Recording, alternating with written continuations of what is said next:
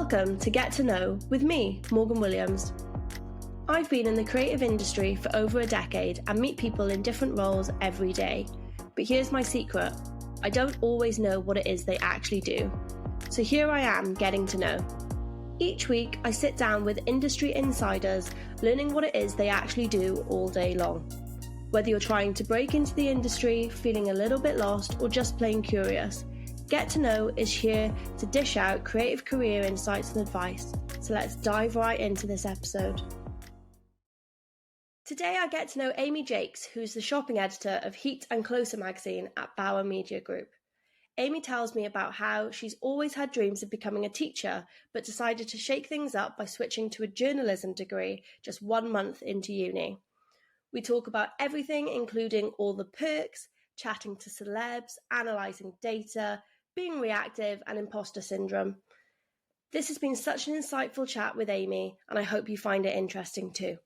So, hey Aimee, thanks for coming on today and chatting with me. How are you? I'm so good. Thank you for having me. Good. So, you are the shopping editor of Heat and Closer magazine. Yes. What does that actually mean? What do you do all day, every day? Tell me. A lot of shopping. I mean, I have the dream job. I'm literally Rachel Green from Friends. And I'm honestly one of those losers that loves what I do. So basically, I look after the shopping sections on Heat and Closer. I sort of manage a big team of writers who pitch story ideas, whether that's in fashion, beauty, fitness, home. They pitch story ideas. They will help them work the headline. We really try and maximize sales and page views. It's almost like influencer marketing in a way, but just as a brand and as like a team of experts rather than someone trying to vlog teeth whitening strips. Yeah. Even though we do write about teeth whitening strips, disclaimer. I also do a lot of writing, a lot of social media. We're quite a lean team on Heat and Closer, so which means I do quite a lot of digital roles on the team, which is quite fun. I love to get stuck in.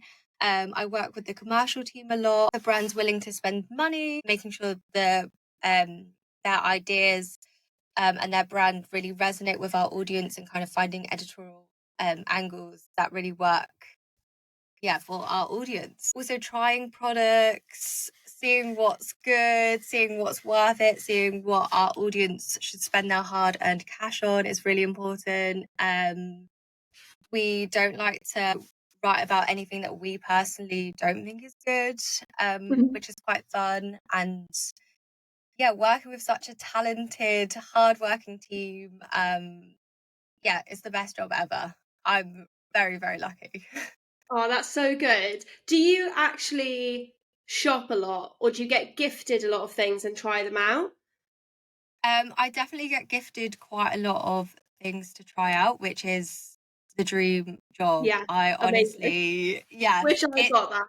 It still doesn't get old. I definitely shop a lot as well, which is really toxic and I need to be stopped. But I'm always shopping. I'm always on TikTok being influenced to either write about something, to buy something. I'm always writing notes on my phone of what I want to buy, what I want to write about, to tell other people to buy. It definitely doesn't help my in real life shopping addiction.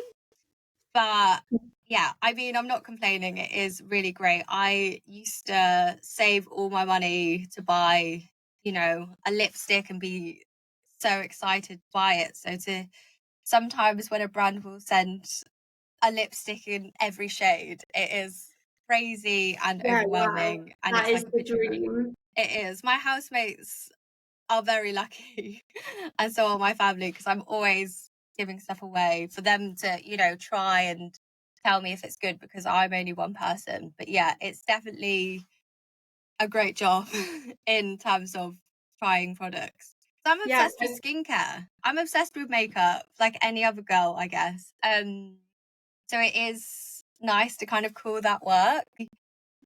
Yeah, it's crazy that I call it a job sometimes, but It is the perk of the job, though, isn't it? absolutely.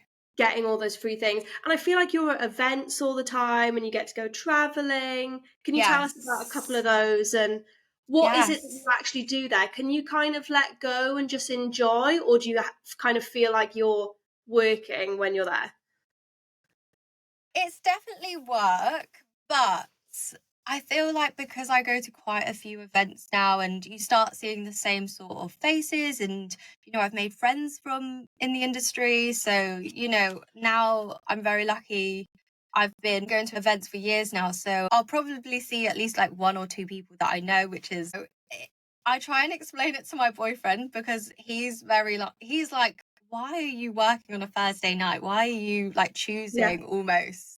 I mean, it is still work, but why are you volunteering, to work out of hours? And I'm like, imagine, you went to a golfing event, everyone there was into golf, you have experts to teach you more about golf, and then you might even take, some golf merch and a goodie bag home, whilst getting like a nice dinner or like there might be nice activities. I feel like sometimes events, are in like really beautiful restaurants that I might not be able to normally go to, or they might do like really like random events, like random activities that I might not have ever really done unless I was in this industry, which is really exciting. Explore places that I might not have been. So I went to one of my favorite press trips ever was Shein to Ibiza in Nice. May, and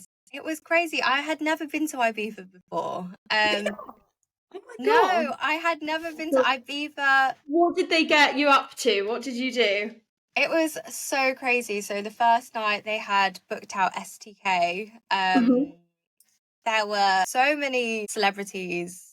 When I say celebs, I mean basically everybody from Love Island. It was like ITV had thrown up in there. It was honestly just Love Island. But, people that I write about constantly and that I'm obsessed with in my own personal life as well.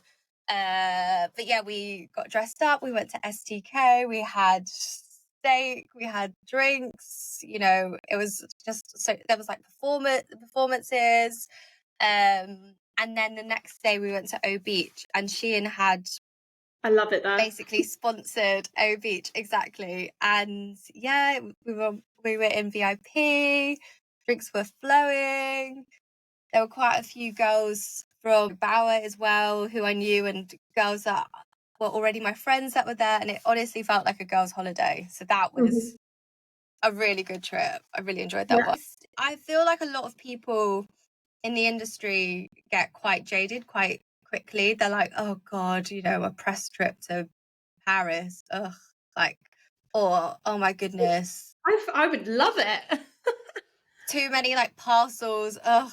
Like, leave me alone. And I'm like, how, like, How can you think like that? people Yeah. get so jaded, exactly. But so often, I'm always like, Amy, remember how like exciting this is, and it is so exciting. Yeah. Obviously, there are downsides to any job like this job as well, but the perks are brilliant. So it is great. Yeah, like Absolutely everyone incredible. works really hard, but then sometimes it's like I'm calling, sipping gin on a rooftop work, which is crazy. Or like, Yeah. with like Chloe Burrows and whoever else from Love Island, it is like a bit of a crazy life. I guess Yeah. you get that. I feel like you sort of get that influencer life without being an influencer as a That's quite nice journalist. though, I guess, because you're out of the spotlight a little bit. So I guess, yeah, not so many eyes on you. There's not so much pressure, I guess, as they would normally get. Yeah, there's no tattle page titled Yeah. Reasons Why We Hate Aimee Jakes, which is great. Not yet. But then, yeah, we Oh, can enjoy, the parties and the perks. It's definitely not for everyone, but as someone who's always been obsessed with reality TV, I've always been obsessed with skincare, makeup. It's honestly the dream. yeah. Good. What's like one of the best packages that you've had in the post recently? Oh, oh. I had a Dyson the Air Straight, which I'm so excited to test. I have the Dyson Airwrap, which I did pay for, disclaimer, but which has been my absolute favourite product I ever. need to get Yeah, one. yeah, it's honestly changed my life, the Dyson Airwrap. If any of your questions are, what are your desert island items? It is a Dyson Airwrap. I'm obsessed. Honestly, I can't Wow. stop using it. But yeah, the Dyson Air Straight was a good one. Oh, I'm trying to think of an interesting one. Was Oral-B in lockdown Yeah. sent their new £500 toothbrush to my door, but in like a robot like came to my door, like wheeled up to Wow. my door with like a toothbrush like inside the room. All my neighbors like came outside and were like, what on earth is going on here? And yeah, just this robot like driving up my driveway up to my front door. That was quite extra.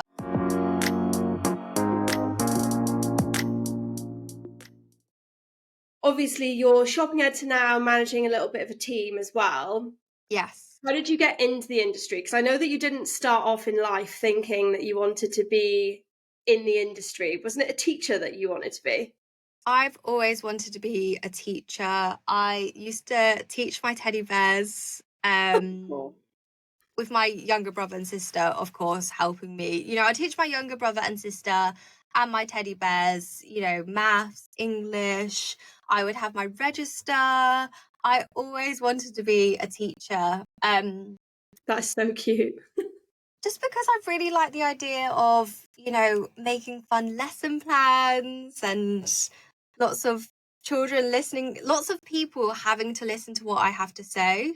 Mhm. And Which making, actually is still kind of what you do now, just a different audience. I was just about to say, a lot of the skills that you need to be a primary school teacher, you need to be a journalist. So making boring subjects exciting to people, I think, Mhm. is the biggest skill of both a primary school teacher and a journalist. And yeah, and especially in my area of journalism where you're trying to like entertain and inform people, I definitely think you need to have that skill and that like passion to, you know, try and make things appeal to people so they understand them, which obviously, yeah, works in both careers. Yeah, so they're very similar. Wanted to be a primary school teacher, did so much work experience when I was 15, 16, 17 in schools. In sixth form, every single Friday, I would volunteer in my local primary school. Really, really enjoyed the prospect of being a teacher because I feel like, I don't know about you, but in school, it's like you need to decide what you want to be at 14. You Yeah, know, like way too early. when the GCSE options come out, it's like, what do you want to be? And I was like, Yeah. right, teacher. I know what a teacher does, right? I've seen Mhm. them. Mhm. Um, I could, you know, it felt like a very clear path that I could follow. My mum and Mhm. dad would be proud of me. Um, I quite like people being forced to listen to me. I quite like that idea. So why not give that a go? And I like children. Children are so fun to be around. So I wanted to be a teacher. I actually started doing a teacher training degree at the University of Gloucestershire.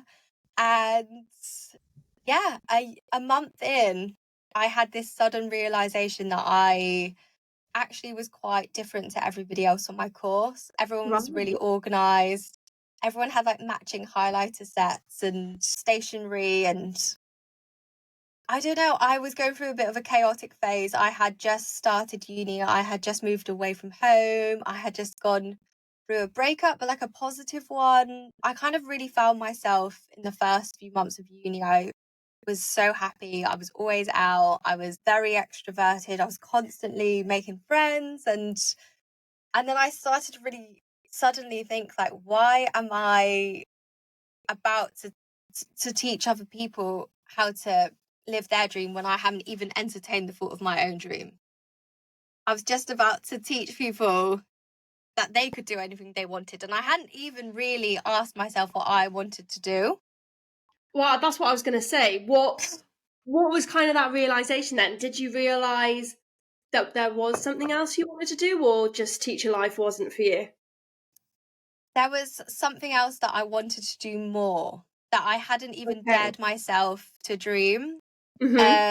Because whilst I had always wanted to be a teacher and was teaching my teddy bears, I was also, super creative as a child. I'd always be writing plays at school. I'd be writing songs. I'd have a book of poems.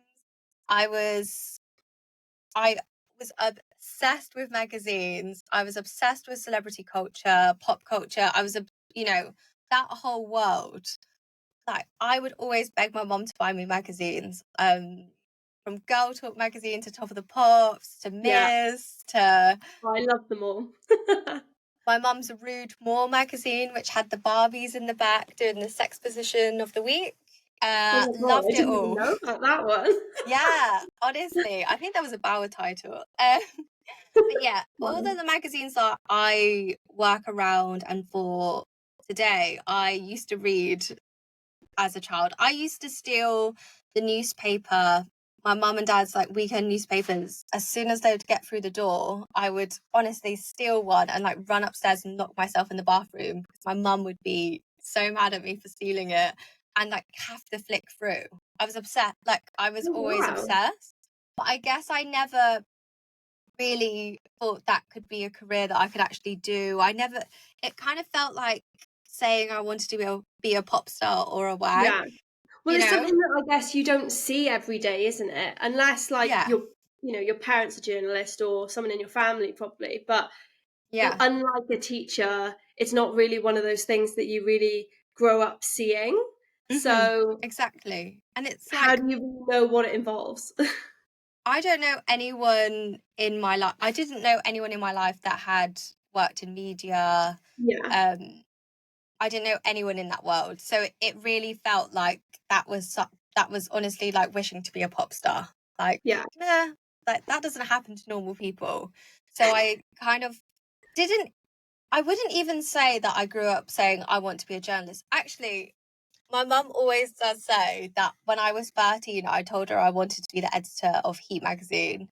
And watch this space, Morgan, watch this because space. I was like, did I manifest this? I used to be really obsessed with Heat magazine. I thought it I was love that. so fun. I Yeah. used to be obsessed with Heat magazine as well. Like I'd always buy Heat and Closer, especially if I was doing long journeys. Like, well, Yes. in my freelance days, I would go back and forth from Swansea to London a lot, and just on that train, I would Uh, always like stack up on the magazines, read them on the train, and it's a if you're going long train abroad, ride. yeah, it's a long train ride. So yeah, I loved it as well. I mean, I still get them every now and again. So, Yes. I love just catching up on like all the goss basically. 100%. I love all Yeah. the advice columns and Mhm. tips and tricks on living a better life. I on it the true life stories. Oh my goodness. Yeah, I Like, love that. That's Life magazine, Chat magazine, Take a Break. The holy trinity of magazines. Like, with the most craziest true life Yeah. headlines ever. Yeah. Oh my goodness. So you So had yeah, that realization then partway through your first year of uni. honestly, the first month of uni, Oh wow, first month. it was like I started mid-September and around mid-October, I emailed the head of journalism asking to change to Wow. So journalism. did you just change onto a journalist course then? Yes. Basically, I got really into Radio 1 in my Mhm. first month of uni. I think it was because I was a bit homesick and it just like kind of felt safe. Um, Also, my housemate's older sister worked for the BBC. And when I found that out, I was really jealous. And Mhm.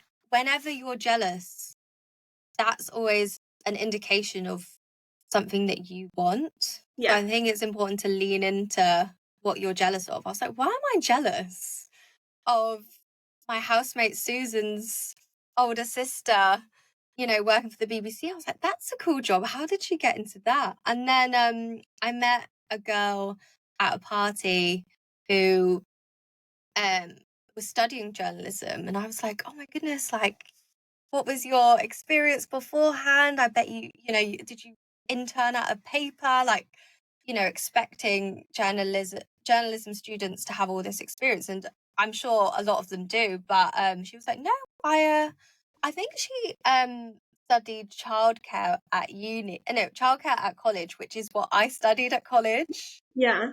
So I failed my AS levels and then went to college to study children's care, learning and development um because I wanted to be a teacher. I was like, if this girl can do it, if this, which is not in a mean way, but I think a big inspiration for me along the way has just been realizing that we're all the same deep down.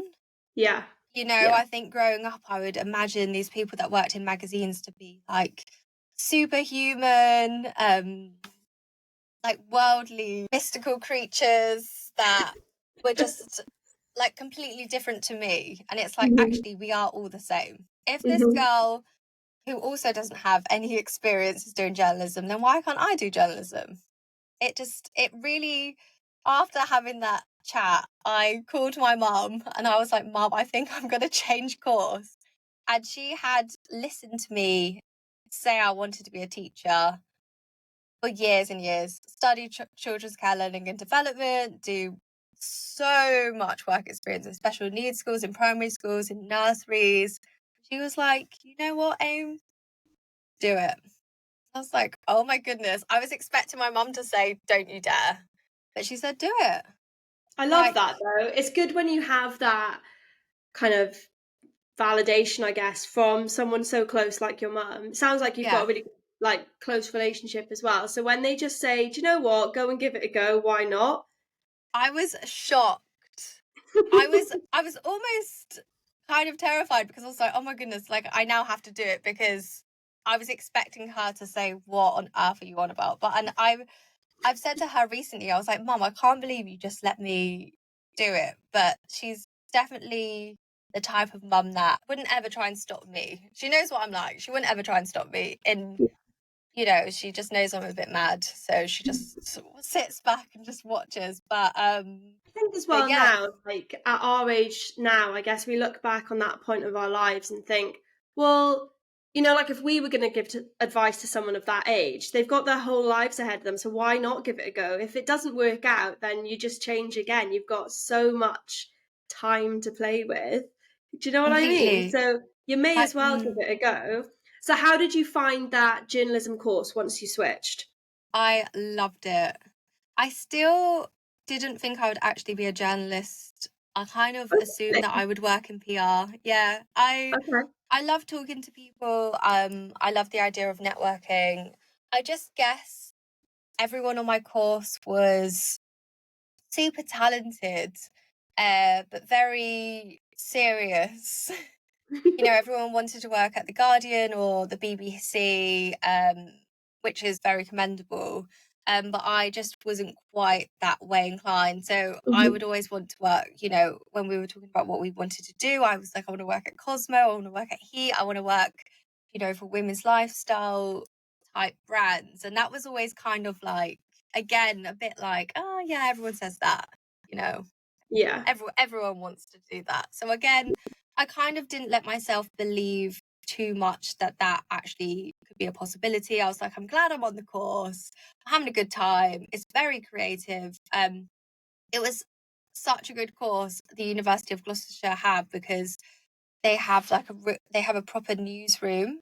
So they have like a news reading room. They have all the equipment, which is probably a lot better since I was there. But like we had like proper news days where we would go out and, film vox pops, and we'd have a studio and we would make like, news bulletins and channels, and it was so creative and so fun. And I loved it. You definitely don't need to do a journalism degree to be a journalist, but I am Mhm. so grateful for my degree. I feel like I really learned so much, especially because I had such a change in heart with my career that Mhm. I felt like those 3 years of learning journalism properly really just got me into the mindset, and yeah, it taught me so much. So yeah, wanted to still wasn't sure if I'd actually be a journalist, but loved it. Loved getting involved. It sounds like you did a lot of different types of journalism. Like it wasn't just about writing or just No, about video. Like it's good that you had that kind of broad spectrum. And then yes, you obviously went and did a little bit of work experience after that. Did yes. that go down into a particular niche from there, or did you still kind of get a very varied experience on those? Yeah, I kind of was like, I'm gonna just work in PR. I mean, when I Mhm. say just, PR is a great and hard job. PR's work so hard. I was like, I'm gonna work in PR. I'm not sure. I remember saying to my parents, I was like, I don't think anyone would actually pay to read anything I've written. Like, I'm not that good. Like, I'm gonna be a PR. Work in PR. And then I emailed all the PR agencies in Bristol, where I'm from, Mhm. and no one replied to me. I wrote to them all asking for work experience and didn't get a single reply. So then I just on a whim applied for Girl Talk magazine, Mhm. who did reply to me and said, great, we can offer you, 2 weeks work experience in London. And I was like, oh my goodness. I've always not always read Girl Talk magazine because it's aimed at 8 to 10-year-olds, but I was a big fan of Girl Talk when I was younger. So I was like, brilliant, let me go. Like I was so nervous. I think I'd only been to London maybe twice in my life. Oh wow, Um, yeah, that feels like a bit of a big step, then, doesn't it? 100%. I don't know where I got my balls when I was younger, but I was like, great, I'm going. You know, I think I stayed with a friend's family when I went Okay. for my first work experience. But yeah, I went and loved it. We were having meetings about whether Zoella should be on the front cover. I remember this was a time when bloggers were kind of becoming celebs. That Mhm. kind of time where we were like, hang on a minute, is Zoella a celebrity? Should we put her on our front cover? I mean, I'm Yeah. sure she's been on many front covers since. We, One Direction, Megan Trainor, like all the, it was. I was writing quizzes of like, which Taylor Swift pet are you? It was bonkers. It was That sounds like my crazy. type of quiz, not gonna lie. Honestly, writing quizzes for teen magazines was a career highlight. And yeah, I was like, this is amazing. Girl Talk magazine is owned by Immediate Media, and the atmosphere in the office was just amazing. And again, I was in prep, uh, choosing a sandwich, and I looked around and saw some people from the office who were also choosing sandwiches and didn't know which sandwich to buy. And I was like, they're all just the same. We're all just the same. These people who have the job I want, we all can't decide which sandwich to buy at lunch. I just remember that moment realizing that we're all the same. I think Mhm. the biggest blocker in my life career wise has been like not even considering myself as a potential candidate, like not even putting myself in the race. I didn't even like Yeah. so as soon as I kind of shift removed that blocker, said, hang on a minute, if they can do it, I can do it. Do you still That's feel any like imposter syndrome? Yeah. Yeah. Sometimes, yes, yeah. And How'd you get over it? I think imposter syndrome is definitely healthy sometimes. I think if you never get any imposter syndrome ever, then you're not doing anything that scares you or you're not Mhm. getting out of your comfort zone.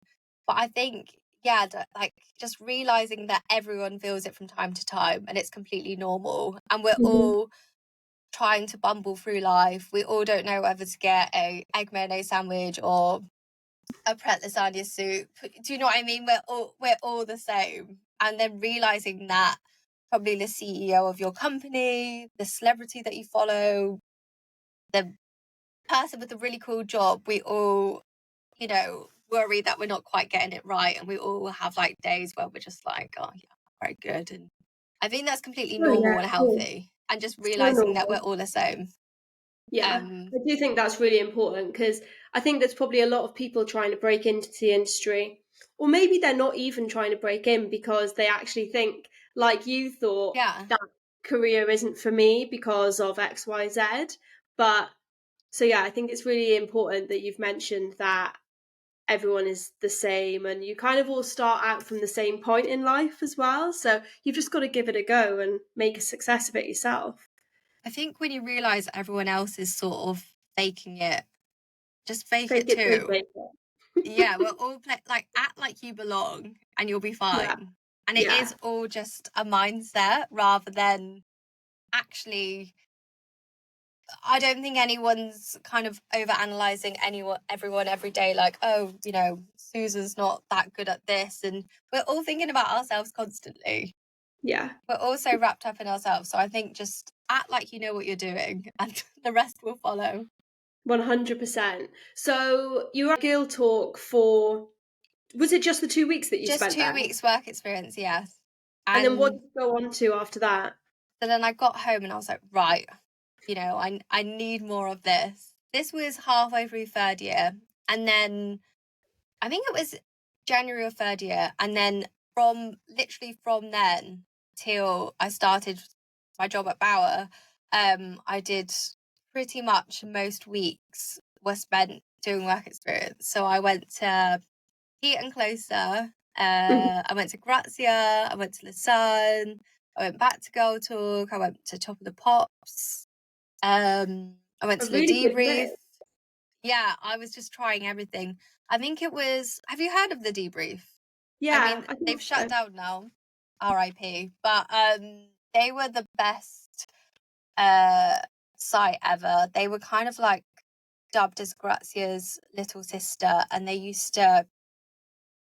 I used to read the debrief all the time. It was a Bauer publication, Mhm, Bauer online publication, and that during that work experience, I really loved online. I loved mhm, how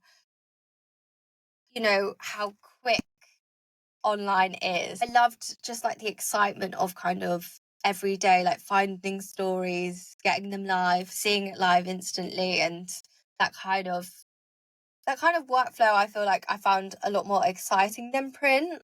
So it is always very exciting to see your name in print. I feel like mhm. online just felt like a bit more pacier. Um yeah, I feel like that's when I started to think actually not necessarily publishing in magazines, but like online publishing is kind of where I started to really enjoy myself. So what's that process sort of look like then? Is it literally you come up with an idea one day, you write it the next day and it publishes the next day? Or is it really that quick or is there a bit more to it? Yes. Oh wow, Uh okay. well, I could, I might see something on Instagram, Zara McDermott wearing a pair of actually today, Zara McDermott, showing off telling fans about her new lipstick that she wears every time she's filming. Mhm, Um, I see it on Instagram, like that's a really interesting story. And then I could write that, in 30 minutes or so, do all the little back end tweaks, the headline, the hero image, internal linking, and then hit publish, and it's published. It can be quite quick, which again is just so exciting. If there's breaking news, someone dies. We don't cover that much breaking news, and now I'm in shopping. I mhm. don't write many of those stories. There's not much breaking news in shopping, but yeah, we those when we're so responsive, it is so exciting to me. Oh, So getting a story out quickly. do you plan do you plan out like your month or something and then you can add in those kind of ad hoc breaking news articles amongst that? Yeah. So online, we are probably a little more uh reactive than that. We're quite reactive Okay. online. So Mhm, we kind of have a rough idea of what works well month by month. So if it's, May in shopping, it might be we might have certain events that we know are going to happen in May, for example. For example, Love Island's coming up. So there's a lot of articles that we will prep ready for Love Island. So Love Island outfits, Love Island bikinis, Love Island men's shirts. So a lot of my job is working out what will sell well and then what we can make money from, because we basically earn a commission through links similar to an Right. influencer. Yeah. So if we wrote a story saying, this is the £6 lipstick that Zara McDermott swears by, and 50 people click the link and buy the link, then we will make a small profit from all of those 50 purchases. That makes sense. Yeah. So that's half of my job, and the other half is page views, getting people to click and view our page, and then we make money from the ad on the page. Yeah. Okay. We get money through the ads. So in my brain, I'm always thinking about what can we sell a lot of. Yeah, Love Island does so well for Heat and Closer. So Love Island is huge. So we will start that prep quite early, getting everything ready. Online, it's a lot of keeping the same articles but updating them. So we don't create new articles every time. I mean, this is probably really boring. No, I find it so interesting. We'll have the same article and we'll update that, whether it's weekly, monthly, whenever we need to. So, we'll have a little look around and see what Love Island content we have, what we can update. We want, if it's, the Love Islanders outfits, we will have, that will be updated daily. So every time there's a new episode of Love Island, we'll pop in all the outfits with all the links, for example. Okay. So yeah, cool. we will plan that, but we are very reactive. And I think that's so important for online, especially for Heat and Closer, where we are very celebrity heavy. A lot of our stories revolve around celebrities and what they do and what they're wearing and what they recommend, as well as new beauty launches, newness in the industry. That sort of content does really well for us. So it's definitely a mixture. Things like, best summer dresses, we can start planning now. But yeah. Of course. Yeah, but you can't exactly plan what Zara McDermott's going to wear tomorrow until you see it on her Instagram. Okay. I don't really know what I expected, but I kind of expected it to be more pre-planned, but then you do totally see all of this reactive content. So of course it's got to be reactive as well. But that's so interesting to hear.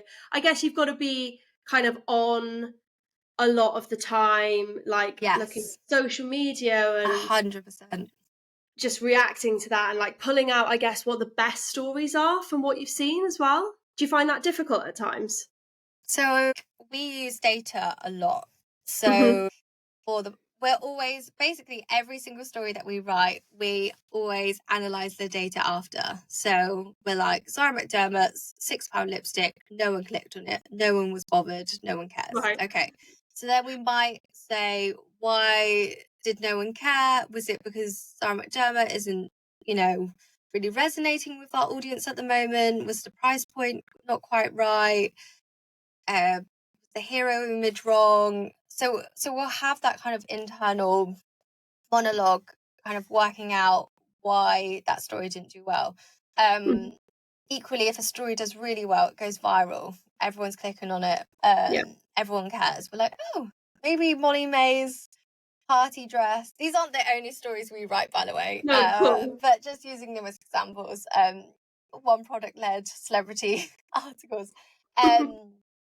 If it was Molly May's party dress that she wore for her, her engagement, did really, really well. Maybe Molly May is, really resonating. We'll kind of really geek out about what it was that worked well and what didn't work well. And we learn from it, and we're constantly learning. We're constantly circulating data reports. We're constantly testing, experimenting, seeing what works, seeing what doesn't work, trying to be smart, and do more of what does work and less of what doesn't. So in my head, I might know that Zara McDermott does really well for Closer. So when I'm looking through her stories, even if it's 10 p.m. at night and I see that she's recommended something, then I'm going to screenshot it, send it to myself on Microsoft Teams, make a note that, I'm going to cover that with urgency in the morning, because Zara McDermott does really, really well for us. And then sometimes it might just be, because Heat and Closer resonates so much with my own personal interests, I'm constantly thinking of ideas. If I'm having a conversation with my housemate and she's like, oh my God, have you seen, Lush is bringing out a Shrek collaboration? Yeah. And I'm like, oh my God, we'll have to cover that, because, Yeah, definitely. I think what my friends are talking about also really inspires me of what we should write. I'm like, if they're interested and they're talking about it, then Other we will people write are. about it too. Exactly. I find so much inspiration on TikTok. The products that go viral on TikTok, the products that people are talking about on TikTok.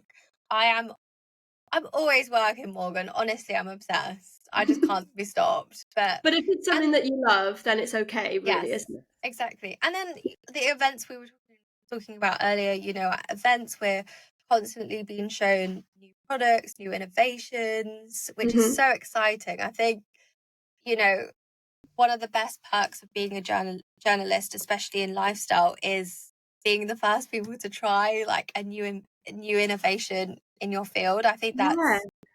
that's so exciting. Again, to Yeah. the golf analogy, it's like trying the first golf club, like the newest golf club, like before anyone else, like trying the newest serum before anyone else, trying, a pair of running shoes that are the most cushiony and supportive. And I think that is such a exciting thing as a journalist. And then being so excited that you're like, I need to write about this. I need other people to buy this or to try this, because this has changed my life.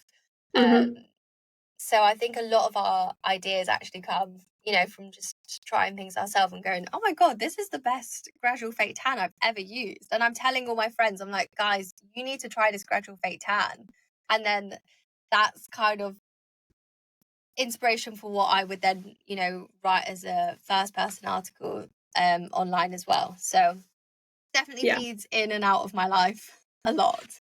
Yes, of course. So you're at events a lot, but then you've also got to fit in the writing element and kind of Yes. the research element, but also the like data element as well. I feel like there's a lot going Yes. on. Like, Yes. what does a typical day in your shopping ed to life look like? That is so hard, because every day really is different, and I hate it when people say that. But if I just talk through maybe like a very exciting day. Go for it. So there might be a skincare launch, maybe a breakfast before we go into the office. So that might typically start at 8:30 perhaps, maybe a bit earlier than I would normally go to the office. I'd be at the skincare breakfast, be networking with the other journalists and the PRs and maybe the brand founders or whoever. Have a nice breakfast, go to the office, go through emails, speak to the team. We always have conference at 10 a.m. So I always try and make conference. And in conference, it's really nice. I feel like in lockdown, really got into the habit of, where we were working from home, we would have these really long conference chats, because it might be the only time that we speak to anyone all day is in these conference meetings. So we have a really nice conference. We're like, what did you get up to last night? Did you watch anything nice? What's going on? Have a little talk about kind of what's going on perhaps in the world of celebs, the world of shopping, what's the new thing that everyone's talking about, and then we talk through what we're doing for that day. So I know the news and entertainment team, who I work really closely with and have my morning conference with, that we're like the central digital team. They'll tell me what they're covering on news and entertainment, and they would have been looking for those stories before the conference. So I'll tend to have ideally had time to kind of have a rough idea of what I want to write that day in the morning. If I'm at an event, I might have just some ideas that I already have on my phone or on my planner. The beauty with shopping is it's a lot less reactive than news and entertainment, because I might have an idea that I want to cover, say, a particular celeb's new clothing collection, but that might not necessarily have to be done, on a Monday, or I might know, oh, that's going live Wednesday. That's already in my calendar. So I've got a few things up my sleeve that I might already want to write about, and I'll let the rest of the team know. I might have some interviews booked in, celebs, which I absolutely love interviewing. I think it's definitely the best bit about my job, actually, is interviewing celebs. Just love having a bit of a natter. And then writing stories, subbing, people from the team stories. A lot of writing, in the afternoon, I tend to do a lot of social media. So we don't actually have a social media editor on Heat and Closer at the moment. So I will do a lot of social media myself, which I really enjoy, actually. So, creating Facebook assets, Instagram assets, Instagram stories, Pinterest, that kind of thing. Circulating data reports with the wider team. How are we doing? What's selling well? What's doing well? What could we be doing better of? Analyzing our competitors, what are our competitors doing that we could be doing better. I think is really important as well. And what else do I do? Well, you just mentioned about subbing like your team's writing. What exactly does that mean? So I love tweaking a headline. The headline and the hero image is the most important part of the story in digital, because when someone sees that story on their Facebook homepage, or normally a lot of our traffic is through Facebook. So when someone is finding our story, or even on the homepage, if someone's choosing which story to click on, it's the headline and the hero image. It doesn't matter what's in paragraph 4. Doesn't matter how beautiful the writing is, unless someone has clicked through to find it. So I love really geeking out about headlines. I love, making the headlines as good as possible. So that's definitely something I would do in the subbing process. I feel like the team are very good at headlines too, but just to try and, tweak and make them as good as possible. We make our own hero images. So the hero image is like the main image of the article, which would appear on the homepage and, be pulled through on Facebook. So sometimes I might change that hero image if it's not quite right. There's nothing worse than a really good story being undersold. Again, from the headline or the hero image. And then, just checking there's no typos, checking it sounds right. I think sometimes when you're writing so many stories a day, typos and that kind of thing is just like happens to the best of us. Yeah, of course. Making sure that it's just good in terms of SEO as well. So search is such a big thing for us, trying to make our articles rank highly in Google. So if you're searching for best wedding dresses, you'll have options that come up on your Google homepage, right? Every brand wants to be number 1. So that's a big part of the subbing process, and also the pitching process, and also just our whole lives here is trying to win at SEO. So there's so many different tips and tricks of getting your content to serve higher in Google's algorithm, which always changes. So I'll be checking that, and just making sure it's as best as it can be. Amazing. This might be a bit of a controversial topic. Yes. But with AI on the rise and ChatGPT sort of being used everywhere, I wondered, do you use anything like that to help write the articles? No. I know people do use ChatGPT sometimes more for like research, but obviously, as a good journalist, ChatGPT is obviously only I feel like it can be. I feel like ChatGPT. I know, I can never say it either. It's such a tongue twister. It is, I know. I think it's chat GPT, I think. GPT. Yeah. GPT. Mm. I feel like when you're writing articles, because they need to be so researched, if you were going to use it as a research tool, and normally we like to get our own quotes, I think I'm trying to think of where we would use it.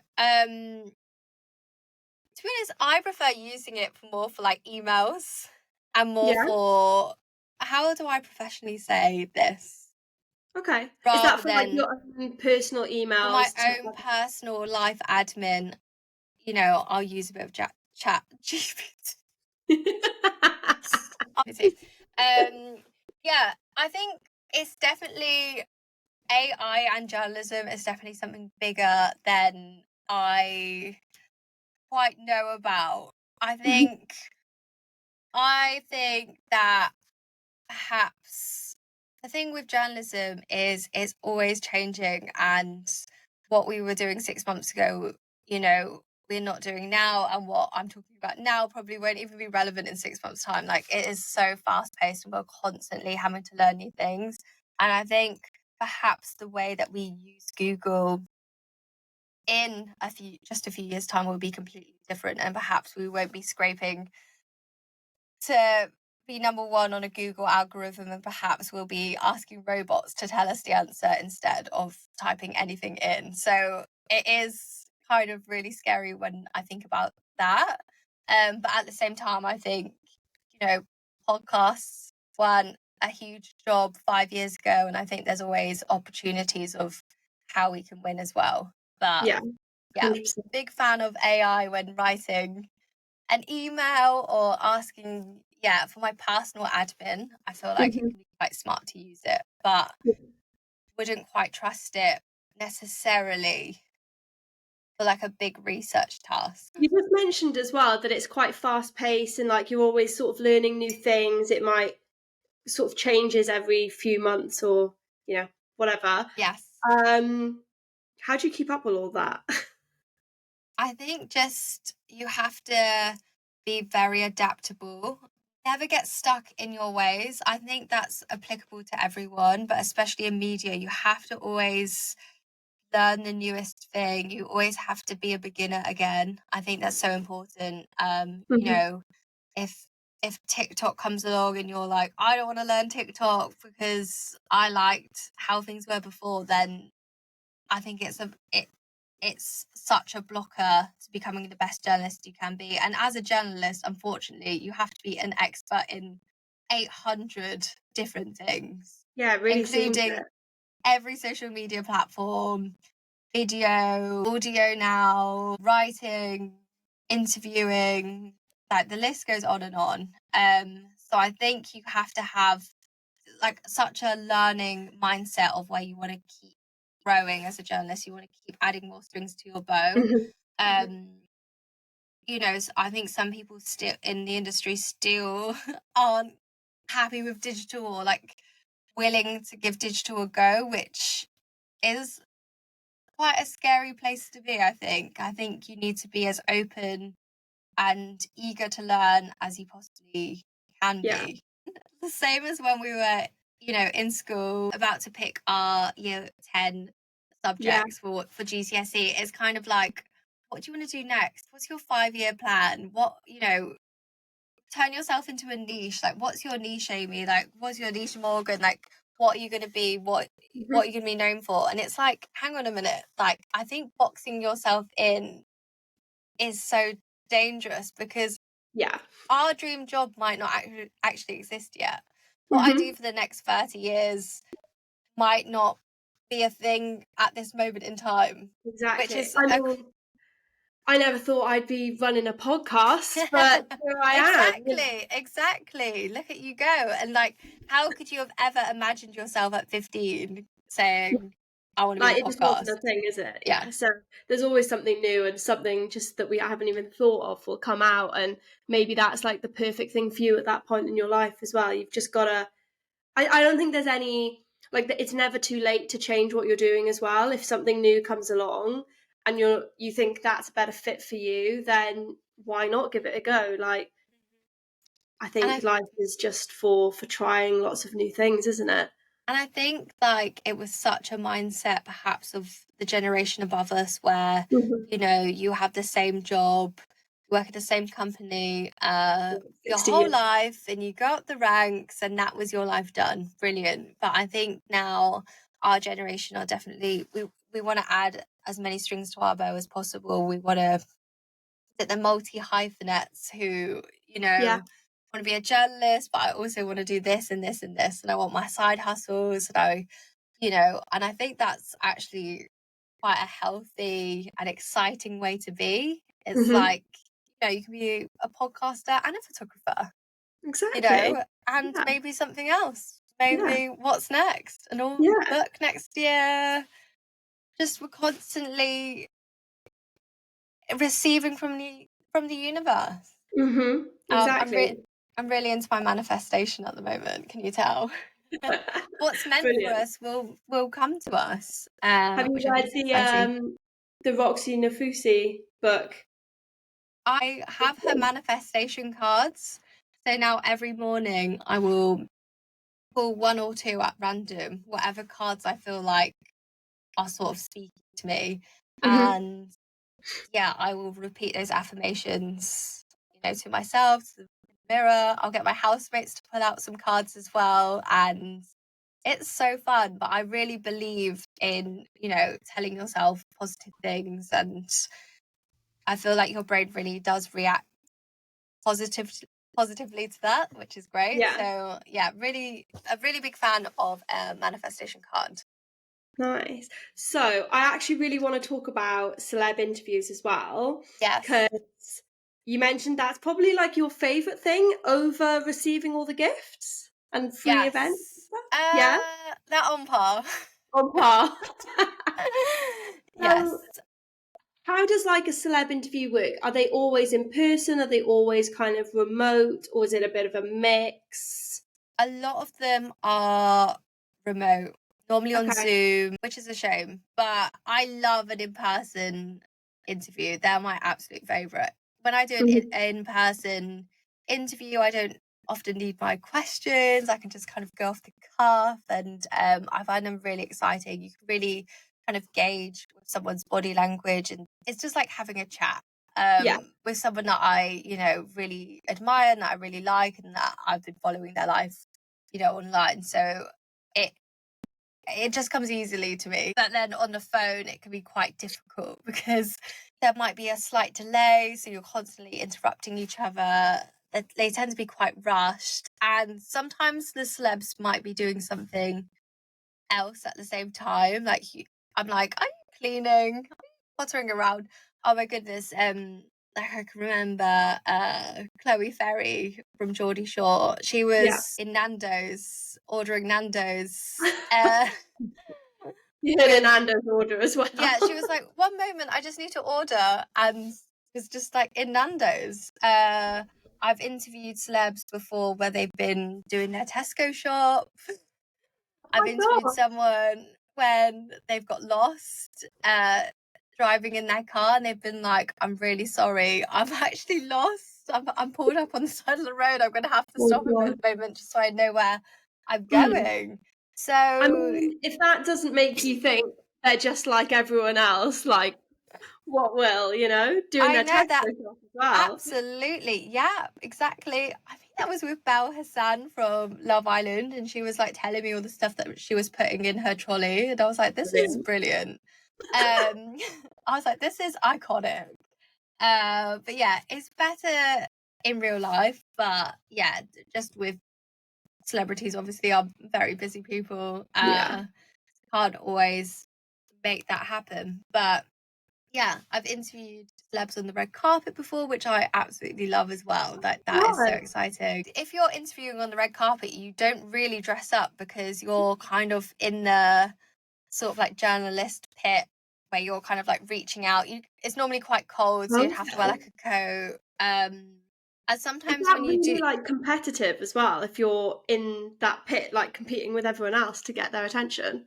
100%, 100%. There might only be like a little bit of there might be like sort of like a barrier, and there's like more journalists that can fit on, so you're kind of like squeezing on, and Oh my gosh. some celebrities might not want to talk to you if you work for certain publications, and they might only get halfway through and then decide that they're done and then kind of go off. So you're like, Okay. whoever it is, please talk to me. Like, Yeah. so it is a bit of a hustle, but I think that makes it really exciting as well. I feel like a proper journalist when I'm sort of hustling for Yeah. someone to talk to me. Yeah. No, I get that. I Which feel is like exciting. when I think of journalists, I think of two types of journalists, and one is like that type, Mm-hmm. really like competing to get the, Yeah, hook get of like the an line, the exclusive. exclusive. Yeah. Yeah, exactly. Or it's like someone writing. Mm-hmm. So I think that's what's kind of in my mind. I don't know if that's really right or wrong, but Yeah, yeah, it's so interesting to see like all the different elements that goes into your role. So 100%. with celebs, like who's been your most favorite interview? Mary Fitzgerald from Selling Sunset was absolutely iconic. I interviewed her on Zoom, but Mhm. I find a big difference between the UK media and the US and Australian media is if I'm speaking to a celeb or influencer in the UK, there's sometimes up to like 6 or 7 people on the call, on Really? PR Wow. people, management, everyone's kind of like listening in and making sure you don't ask any juicy questions Right, sometimes, right. making sure that the celeb or influencer doesn't say anything that they're not supposed to, anything that could like uh get them cancelled. Do you know what I mean? So Yeah. they're all listening in. So sometimes it's like, can you not ask Susan about that, about that relationship or Mhm, mhm. so when I was on the call with Mary Fitzgerald, I was like, "Oh, Mary, is anyone from your team joining us?" And she was like, "No."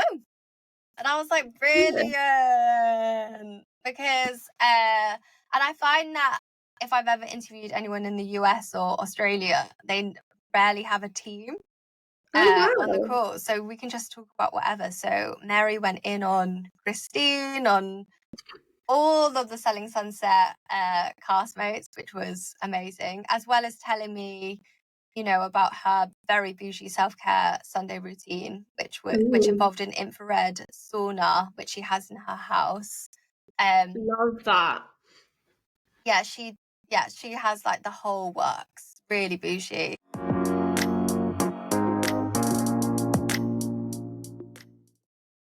Before we finish, what's your like top 3 tips for people that want to break into the industry and become a journalist in somewhere like Heat and Closer?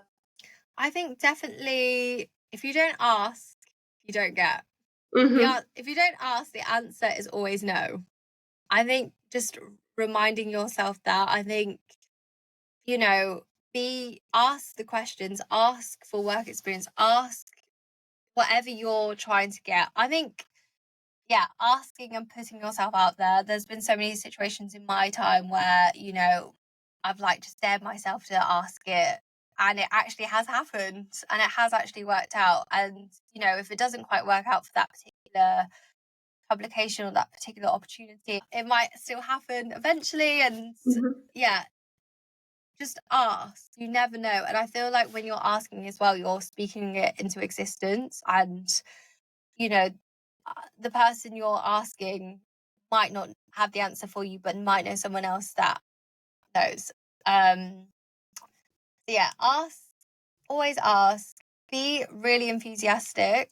I think people aren't enthusiastic anymore. I think like be a bit thirsty and own it. I think Yeah, I do agree. it's such an attractive trait to have, and I am so enthusiastic. Like I've never been cool. I've never been cool. I've honestly been, and I think that's that's such an attractive trait to have as someone, you know, who's a graduate or someone that wants to be in the industry. I think people want to work with people that want to be there and people that they like. And I guess it's the 100%. same as you. It's like, I think a lot in media, people want to work with, yeah, people they get along with, people that are great and talented, but no one wants to employ someone who's just a bit of a bitch or like a, you know, a bit of a nightmare. And you're like, oh Yeah, God, I've got to work with, definitely. you know, that person again. And they always bring the mood down. Like, I think be enthusiastic, be keen to learn, ask questions, ask for opportunities. I think also, like, if you want to be a journalist, one of the best tips I ever got was, don't say you're an aspiring journalist. Don't write I'm aspiring journalist on your Twitter bio or your Instagram bio. You are a journalist if you say you're a journalist. Just be a journalist. Never say you're aspiring. So whether that's, you know, having your own blog. I always had a blog. I think whatever you want to do, can you replicate that and create the content so then you can show people, I'm already doing this. You want to be a writer? Write now. Write articles that you're passionate about now and show people. It's one of those jobs that you can just get on and do it, and then the Yeah. more you do it, the better you'll be, and then the more likely it is you can get a job in the industry. Yeah, don't ask permission. Do it Yeah, now. just do it. You know, start a TikTok. If you want to review products now. You know, no one's stopping you. Don't seek permission to start. And I think that's actually, you know, if someone came to me and had already their blog or their Instagram account or their TikTok account and they'd already been creating the content, like it's like your public CV. You know, if you're trying to be a journalist, and I think start with yourself and start with your social media and start PRing your own self now. Create the content you want to create, and then that's so attractive to employers because they can already see that you're there. 100%. And I think big companies also want people that are really good at TikTok or really good at the next new thing as well. So what's the next new thing? Yeah. If you're a young person, like bring the cool new things that people don't understand to the business. I think that's so attractive to Definitely. big businesses. Yeah. That, yeah, like if I was employing someone now, you know, and they were like an expert at TikTok when I'm rubbish, I'm like, brilliant. Like that, you know, that kind of skill set, like whatever the new thing is, like really hone in on that and make it your thing. And also, yeah, start now. Don't wait for a job to give you permission. And I think, yeah, that would. Yeah. Such good advice. Start now. Definitely. It's been great to chat with you. I'm sure we'll Morgan, chat soon. Honestly, I've had the best time. I could have spoken for hours. And thank you so much. Thank you. Thanks for listening to Get to Know. I don't know about you, but after that chat, I've decided I now want to be a shopping editor too. My biggest takeaway was that everyone is the same, so don't let it hold you back. What was yours? I'd really appreciate it if you could leave a review, and if you loved this episode, please go ahead and rate and subscribe. If you want to learn more, follow us on TikTok and Instagram at the Get to Know Podcast, and I'll catch you the same time next week where I'm getting to know Emily Morris, the studio manager at Sainsbury's and founder of Ecom Studio Training Academy. If you're looking to land a role within an ecom studio, this is the one for you.